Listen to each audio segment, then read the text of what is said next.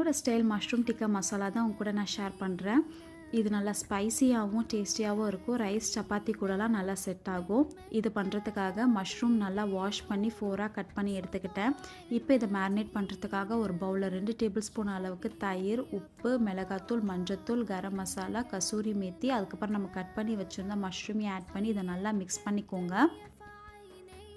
ஒரு பேனில் 1 table spoon அளவுக்கு எண்ணெய் சேர்த்து நம்ம மேரினேட் பண்ணி வச்சுருந்த மஷ்ரூமோ 2 to 3 மினிட்ஸ் குக் பண்ணி எடுத்து வச்சுக்கிட்டேன். இன்னொரு ஒரு பேனில் 1 டேபிள் ஸ்பூன் அளவுக்கு ஆயில் ஆட் பண்ணி சோம்பு, ஏலக்காய், பட்டை, வெங்காயம், இஞ்சி பூண்டு பேஸ்ட், தக்காளி, 1 டீஸ்பூன் அளவுக்கு உப்பு, மிளகாத்தூள், கரம் மசாலாலாம் ஆட் பண்ணி நம்ம மேரினேட் பண்ண பவுலையும் வாஷ் பண்ணி அந்த தண்ணியை ஆட் பண்ணிக்கிட்டு ரா ஸ்மெல்லாம் போனதுக்கப்புறம் நம்ம குக் பண்ணி வச்சுருந்த மஷ்ரூமையும் ஆட் பண்ணிக்கோங்க. கடைசியாக 1 டீஸ்பூன் அளவு கரம் மசாலா, கொஞ்சோண்டு கசூரி மெத்தியை ஆட் பண்ணினீங்கன்னா நல்லா ஆயிலில் லூஸ் அவுட் ஆகி டேஸ்டியான மஷ்ரூம் மசாலா ரெடி ஆயிரும். இதை ட்ரை பண்ணிவிட்டு எப்படி இருந்துச்சுன்னு